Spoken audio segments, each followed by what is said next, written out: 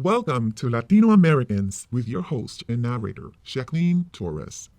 Everything you need to know about Latino history by the author Himilce Novas. She is an expert in Latino history, culture, literature, and human rights. We will start today with some important dates to remember. November 22nd, 1595, Sir Francis Drake, the English mariner, explorer, and privateer, sails into San Juan Bay.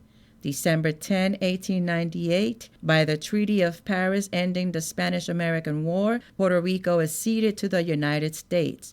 April 12, 1900, the United States declares Puerto Rico an unconsolidated U.S. territory under the Foraker Act. March 2, 1917, President Woodrow Wilson signs the Jones Act, granting all Puerto Ricans U.S. citizenship. July 25, 1952, the Commonwealth of Puerto Rico is proclaimed. November 14, 1993, in a non-binding referendum, the people of Puerto Rico vote in favor of preserving Commonwealth status. December 13, 1998, in another referendum on the island's status, the people of Puerto Rico again elect to remain a Commonwealth.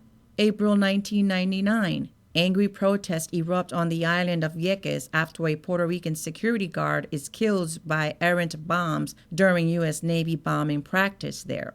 January 3, 2001, Sila Maria Calderón is sworn in as governor of Puerto Rico. She is the first woman ever elected to that post. May 2003, the U.S. Navy halts all training operations on the island of Vieques. Who was Field Marshal Alejandro O'Reilly? By the mid-18th century, illegal commerce was thriving in Puerto Rico as Puerto Ricans traded with European buccaneers and privateers behind Spain's back. What's more, the islanders were farming only 5% of the land. As a result, trade between Spain and Puerto Rico came to a virtual standstill. Spain was vexed because Spanish taxes were supporting the island, and yet the Spanish were getting little in return. In 1765, the Spanish king sent Field Marshal Alejandro O'Reilly, a brilliant soldier and civic planner, to Puerto Rico to overhaul the system of government, enhance profitability, and bolster the colony's defenses by establishing an organized militia.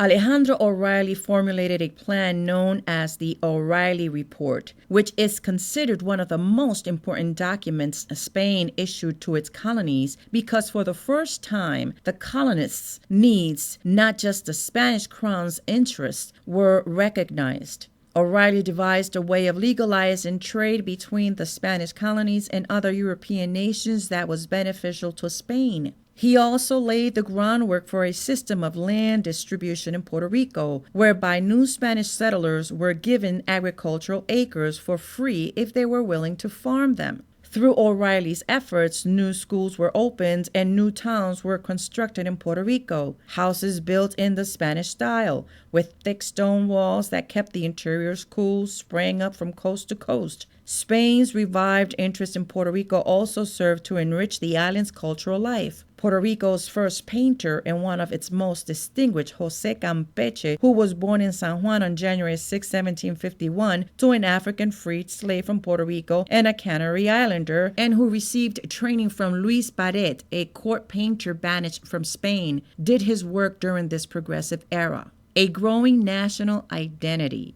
How did Puerto Ricans feel about Spanish rule? By the advent of the 19th century, an appreciable proportion of Puerto Rico's citizenry was convinced that it was time to leave, quote, home, Spain, and start a household of their own sovereignty. By then, a cultural and national identity distinct from Spain had arisen in Puerto Rico. In striving for autonomy, Puerto Ricans demanded educational reform, the formation of labor unions, less taxation and more representation, and the appointment of Puerto Ricans, not Spaniards, to local government posts, which at the time were strictly off limits to all criollos.